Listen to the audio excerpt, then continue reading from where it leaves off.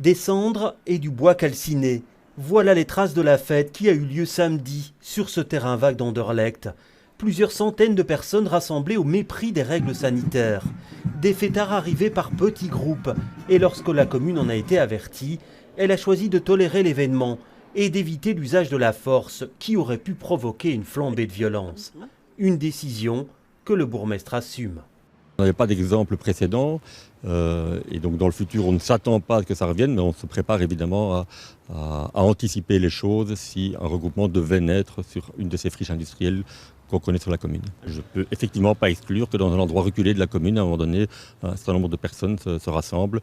Et c'est très difficile pour nous d'utiliser la force pour les disperser. Mais l'opposition parle de laxisme et d'un très mauvais signal envoyé à ceux qui respectent les consignes à la lettre ou dont l'activité est à l'arrêt. Il y a un sentiment d'inégalité, d'injustice qui va faire que les normes qui sont édictées, qui sont des normes qui ont été validées par un certain nombre de scientifiques, eh bien, seront des normes non acceptées et jugées injustes. Et ça, c'est très grave, évidemment. Ces événements festifs improvisés, comme celui de la place Flagey, montrent en tout cas combien les règles sanitaires sont aujourd'hui mal comprises et moins bien respectées. Et pourtant, elles restent d'application. Et il ne faut pas attendre d'assouplissement majeur lors du Conseil national de sécurité de mercredi.